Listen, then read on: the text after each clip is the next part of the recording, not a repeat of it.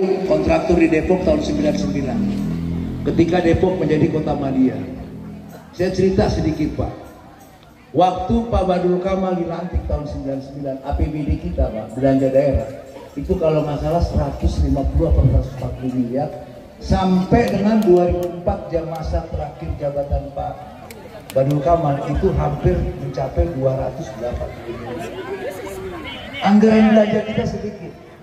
Tapi memang Badrul Kamal seorang profesional, seorang aparatur sipil negara, dan dia juga memang lulusan STPDN, Sekolah Tinggi Pemerintah Daerah. Dia mampu bagaimana mengelola pemerintahan dengan keterbatasannya. Apa yang terjadi Pak? Lihat Juanda Pak. Juanda dia yang bangun loh Pak. RSUD Depok, Sawangan. Itu Badrul Kamal Pak. Karena dulu saya tahun 2005 saya ngerjain finishingnya Pak. Liftnya, gensetnya, itu saya ngerjain perusahaan saya. Tahun 2006 diresmiin oleh Pak Nur Mahmudi Pak. Anggaran kita terbatas. Kemudian apa? Kantor DPRD yang di GDC Pak. Tempat persampahan Pak, dulunya itu hanya sementara. Pada saat Pak Badrul jadi wali kota, dibikinlah penampungan sementara itu di Cipayung yang sekarang jadi tempat pembuangan akhir. Tapi dalam proses perjalanannya Pak, itu tidak pernah dikaji Pak. Kenapa? Karena yang menjadi wali kota orang-orang politik Pak, yang baru lagi pada saat itu Pak. Akhirnya apa Pak? 20 tahun Pak dikelola, lihat sampah nggak selesai. Bapak Ibu tahu, pernah dengar sampah di kita Bu satu hari 1.200 ton, baik perumahan, baik rumah, baik sampah dari pasar. Mau kemana kita buang? Dulu pernah dibikin UPS 400-an miliar Bapak Ibu. Ada UPS sekarang di Harjamukti. Itu cukup besar biayanya. Dipakai nggak? Enggak. Pendidikan sampai sekarang masih susah. Kita tidak pernah menghitung berapa jumlah SD yang harus ada di kota Depok dengan jumlah penduduk 2,2 juta. Berapa SMP yang ada, berapa SMA yang ada. Tidak pernah menghitung. Yang penting asal ada. Undang-Undang Dasar 1945 ada pasal yang mengatur negara punya kewajiban mencerdaskan bangsa. Katanya kita mau meningkatkan sumber daya manusia. Pemerintah pusat sudah mencanangkan tahun emas 2045. Sarana prasarana ini nggak pernah dipikirin Bapak Ibu sekalian. Macet di mana-mana. Ini fakta. Coba Sabtu Minggu main-main ke Depok. Pulang pada teriaknya, oh bener macet. Perisoterus bukan mengarah. Saya fakta. Sampah tidak ada satu terobosan. Pendidikan di Depok Bu, di sini masih enak Bu. Di wilayah rumah saya di pasar ya, di perkampungan. Bapak Ibu bayangkan kalau ada orang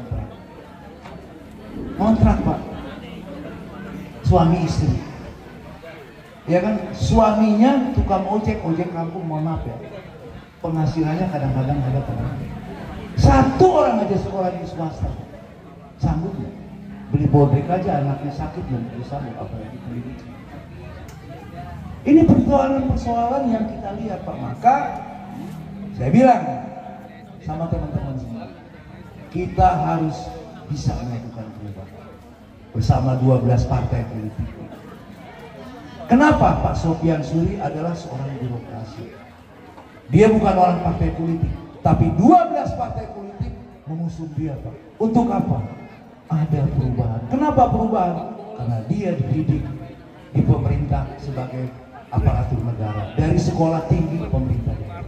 Apalagi dia sekarang sudah dapat S3, jurusannya sumber daya manusia dari Institut Ilmu Pemerintahan. Artinya apa? Dia pas untuk mengelola ini. Jadi Bapak Ibu sekalian, kita 12 partai ini tanya baik-baik sama Sofyan. Ini ada Buya di sini. Anda betul-betul mau berjuang untuk masyarakat Pak? Saya bilang begitu. Kalau Anda mau kita dukung, kalau enggak udah nggak usah. Saya juga nggak mau dukung siapa-siapa kemarin kalau Pak Sofian sini mau ngapain? Saya pengusung Pak Idris, Pak Imam yang sekarang saya pengusung. Tapi saya tidak pernah diberikan. Tapi bukan menyesal. Inilah politik. Banyak kekurangan-kekurangan Bu. Saya kasihan anak cucu kita. Kalau saya dewan, Bapak Ibu sekalian, 5 tahun Bu Yeni 5 tahun juga belum tentu nyalon. Tapi anak cucu kita selamanya di sini Pak. Masa sampai generasi seterusnya sekolah aja susah Pak. Persampahan tidak dikelola dengan baik. Apa itu? Ruang-ruang peluang-peluang kerja Pak. BLK mintanya Bu Yeti. Bertahun-tahun kita minta ada BLK. Kalau bisa bikin BLK standar internasional. Untuk apa? Untuk mendidik lulusan SMA, SMK dan mahasiswa universitas sarjana untuk dididik punya sertifikasi standar internasional sebagai persyaratan untuk dia bisa bekerja. Tidak pernah dibikin Pak. Jadi ini kita bukan benci kepada siapapun. Yang jelas 20 tahun pemerintah dikelola tidak jelas Pak. Ukurannya apa? Jumlah penduduk meningkat. Persentase kemiskinan ya turun. Tapi bukan pemiskinannya yang turun. Tapi apa? Jumlah penduduknya yang bertambah. Perumahan bertambah di mana-mana. Kalau dihitung angkanya kemiskinan dari tahun lalu, tahun sebelumnya sampai sekarang itu jumlahnya sama. Persentasenya mengecil kalau jumlah penduduk bertambah. Pertanyaan saya, mau kita seperti ini terus? Kita bukan benci kepada siapapun, tapi kita punya kewajiban bagaimana kita mendorong orang yang punya kemampuan merubah kota ini untuk lebih baik. Sekolah gampang, ya kan? Kesehatan gampang. Apalagi Bu? Peluang kerja banyak. APBD Kota Depok cukup besar Bu. Dulu cuma 280 miliar. Bisa bangun ini, bangun ini. Sekarang 4,2 triliun. Apa yang ada? Yang ada apa? Program eksploitasi kelompok. Betul, bank sampah. Itu bagus, saya juga senang. Pertanyaan saya, berapa persen bisa mengurangi sampah? Itu pun kebagusannya bukan untuk masyarakat Bu. Untuk apa? Kekuasaan. Akhirnya tuh bank sampah dibikin diklaim punya dia. Mau pemilu baru diajak aja, mau pilkada diajak aja. Padahal bank sampah tidak 0,01% mengurangi persoalan sampah. Bukan tidak bagus, bagus. Tapi itu yang diangkat. Indeks pembangunan manusia Bu, wajar aja Bu. Orang datang sini beli rumah. Indikator indeks pembangunan manusia kita tinggi, tertinggi di Jawa Barat, 82%, wajar. Kenapa? Orang senang beli di sini, di rumah di Depok. Indikator IPM apa Bu? Pendidikan. Ya orang beli rumah di perumahan klaster pasti orang yang berpendidikan, orang yang punya duit dan orang yang sehat. Jadi IPM kita bukan, ya kalau menurut saya tukang beca aja jadi wali kota, IPM kita tetap tinggi Pak. Orang jalan tol apalagi di Sawangan sudah ada. Ini mohon maaf, saya harus mengatakan ini Bapak Ibu sekalian, karena saya juga bersama teman-teman, bukan hanya Pak Siswadi Pak. Bapak kan hanya ingin perubahan. Kalau saya tanya perubahan apa, Bapak juga mungkin nggak bisa jabarin. Saya tahu Pak, ratusan orang datang ke rumah saya dan ke mobil di setiap PPDB. Fakta masih susah pendidikan. Termasuk orang RW 14 juga ada kayaknya. Ya PD, mana PD? Jadi maksud saya Bapak Ibu, terutama Pak RT, ayo kita berjuang. Bukan untuk diri kita Pak. Saya kalau mau ke blok sana aja Pak, atau ke siapa aja. Dapat duit mungkin selesai. Emang Dewan kalau siapapun yang menang ada pengaruh Pak, Bapak Ibu? Nggak ada. Bu Yeti, pimpinan di Badan Anggaran juga, saya di Badan Anggaran. Lah saya juga anggota bisa nyoret Bu, anggaran pemerintah. Mau setan, mohon maaf, mau siapapun yang jadi wali kotanya, nggak ada urusan buat kita. Tapi apa mau kita biarkan begini terus? Dan kita bukan benci, ketidakmampuan dia harus kita rubah. Kita kasih kesempatan orang yang mampu, orang yang tidak punya kepentingan di partai politik. Siapa yang sendiri profesional, Pak Chandra juga seorang profesional. Oleh sebab itu, saya berharap jangan cuma ngumpul begini-begini doang kita rame. Di rumah masing-masing kita kerja, informasiin ke tetangga kita. Dan jangan menjelek-jelekan, Bapak Ibu, nggak bagus. Yang kita mau sampaikan adalah ketidakmampuan kekuasaan selama 20 tahun mengelola pemerintah dengan baik. Apa buktinya? Sekolah aja kurang. Ya kan? Peluang-peluang kerja juga kurang. Hampir tidak ada di Kota Depok. Artinya apa?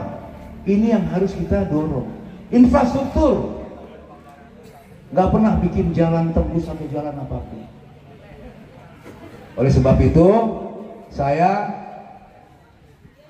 dari Demokrat dan mungkin seluruh partai politik, nanti ditambahkan Bu Yeti, ada satu harapan. Ayo kita kerja sama-sama, Bu. Kita berjuang, Bu. Kami sudah tidak mikirin, Bu, partai politik, yang penting kita kerja. Kita coba Pak Sofyan Suri untuk menjadi wali kota. Dan dia juga janji, Pak Sofyan Suri, kalau Anda jadi wali kota, saya langsung bicara, bangun SMA. Bangun SMK di Cimanggis. Masa kita kalah sama Tapos? Tapos 4 pendidikan SMA. SMA 2, SMK 2. Cimanggis hampir sama jumlah penduduk dengan Tapos. Kita cuma 1 SMA. Itu juga dulu zamannya Pak Hari kita injak dulu, Bu. Baru dibangun di situ, Bu. Kalau nggak jadi persoalan. Jadi itu Bapak Ibu sekalian, terima kasih, kita harus semangat, ya kan? Sudahlah, kita jangan picir apa-apa, Bapak RT, Pak RW, saya mohon dengan segala hormat, ya kan? Pokir saya juga banyak.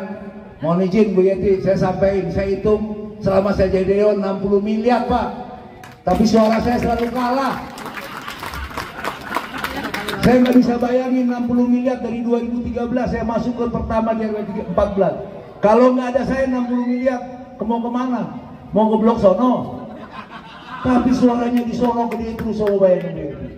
Ini kesempatan saya komplain ini ya. 2013 sampai sekarang hampir 60 miliar saya hitung. Mekarsari, Pak. Cuma Mekarsari doang.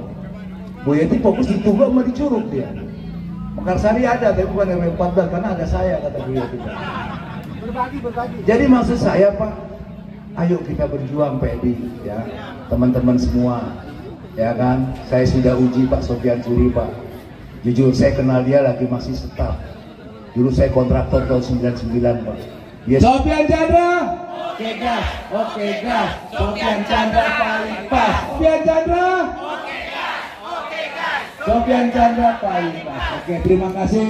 Kita berharap pulang dari sini semua yang hadir, partai politik, relawan, tokoh, ibu-ibu, bapak-bapak, saya mohon, ayo kita terjun ke masyarakat, sampaikan pesan kita. Kita tidak boleh menjelekkan siapapun, tapi kita coba untuk dorong bahwa saat ini menurut kita yang pas dan yang bisa melakukan perubahan terhadap program-program pemerintahan untuk kepentingan masyarakat itu adalah Sofyan Chandra. Mungkin terima kasih.